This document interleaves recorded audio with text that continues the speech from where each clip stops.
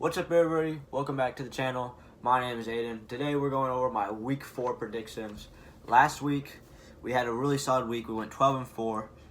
On the year we are 31-17, 14 games above 500. Exactly where we want to be, but we can make it even better. This is the week that I go 17-0. Make sure that you like, subscribe, comment, do all the YouTube things. And let's get right into this. Our first game of the week is the Lions at the Packers. Detroit's favored by -1. Over-under for this game is 45.5. I've got the Lions winning this one 23-21. The Packers, they had a comeback win against the Saints last week, but I think it was only because Derek Carr got hurt. And the Lions, they dominated the Falcons. I think that score was 20-6. Big convincing win after a bounce back whenever they lost to the Seahawks in the previous week. Next up is the Falcons at the Jaguars. I've got the Jaguars winning this one 20-14. The over-under for this game is 43.5. Falcons +3 if you're into betting.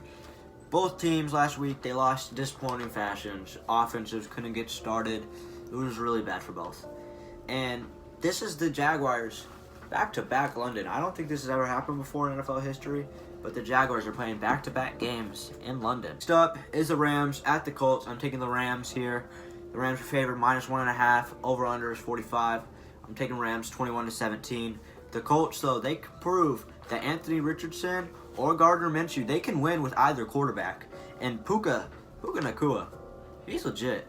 He continues to show other teams why they should have picked him up. Puka, I think he was like a 4th-round draft pick. He has the receptions through the first 3 games. I think that's how you say it. Receptions for the first 3 games record. Next up is the Ravens at the Browns. I'm taking the Browns here, surprisingly. The Browns are favored -2.5. Over-unders at 43.5. I'm taking the Browns 24-20 here. I really like what I've seen from the Browns defense. They had the one bad game where they lost Nick Chubb against the Steelers. The Ravens, I don't believe in that offense at all. Todd Monken, their new offensive coordinator, hasn't been able to figure Lamar Jackson out. Odell's been hurt. Zay Flowers has been a really good bright spot. He's one of the best rookie wide receivers in the NFL. But I can't see this Ravens offense gelling. Everything just looks super forced. It's not coming naturally to the Ravens. Next up is the Vikings at the Panthers. I'm taking the Vikings here. They're 0-3. I understand that. But the Vikings, they're too good to drop a game to the Panthers. Watch I say that and knock on wood, they lose that game.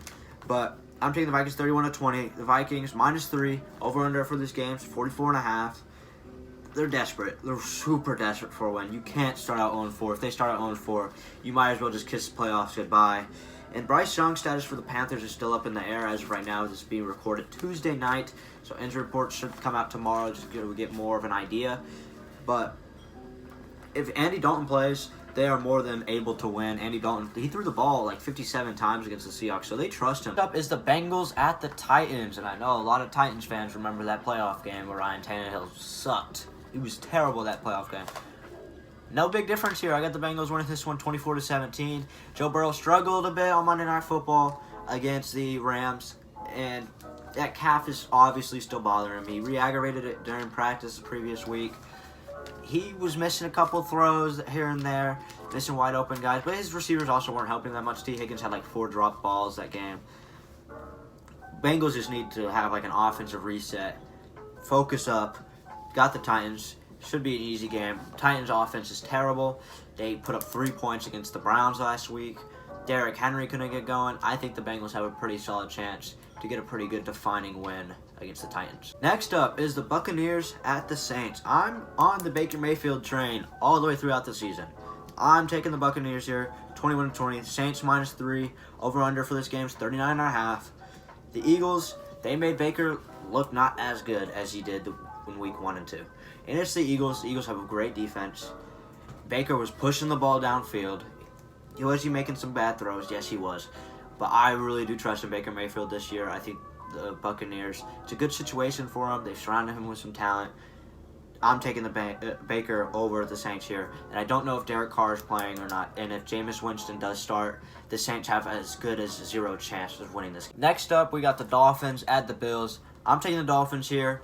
I might take the Dolphins for the rest of the year if Tua stays healthy. They put up 70 That's right, 70 points on the Broncos. That was almost an NFL record. 70 points.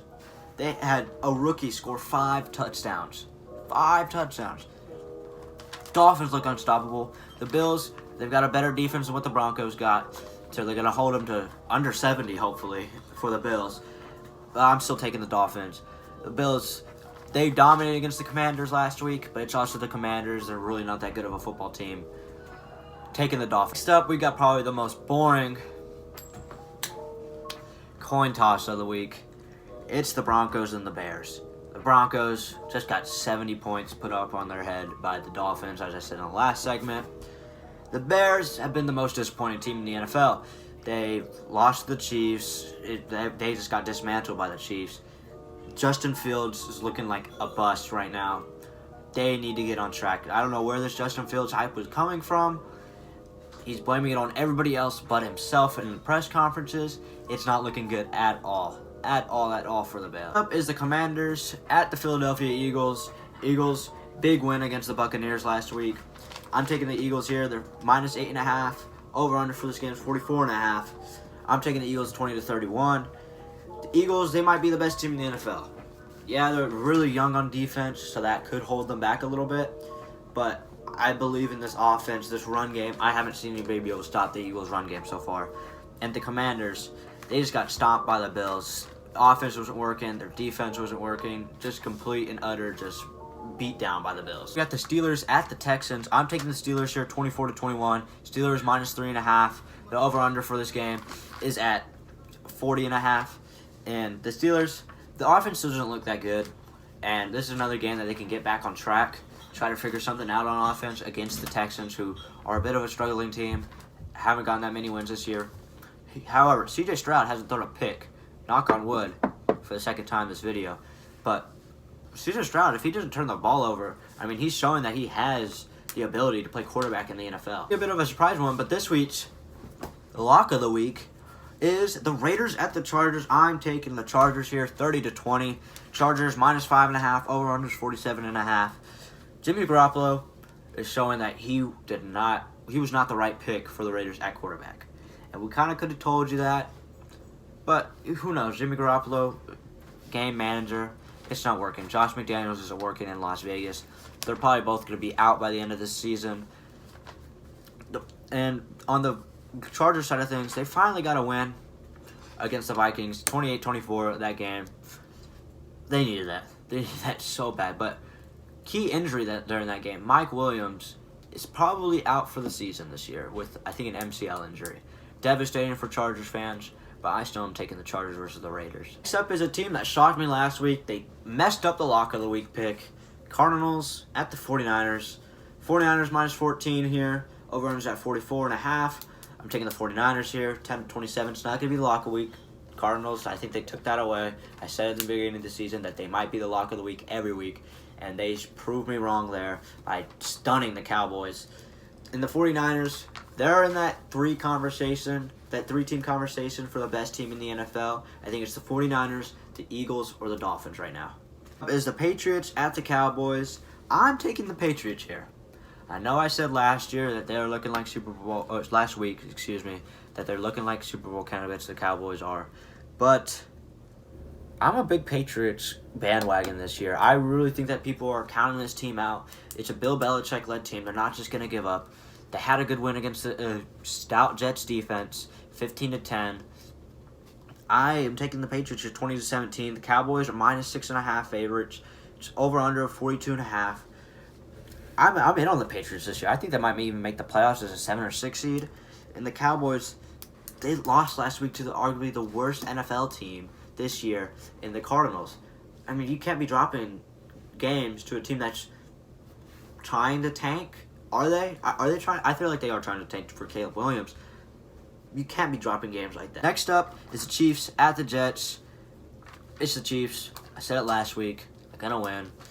Chiefs, 20-13 is what I've got because the Jets defense is really, really good. Chiefs minus 9.5 on the betting side of things. Over-under for this game is 42.5. And funny news this week.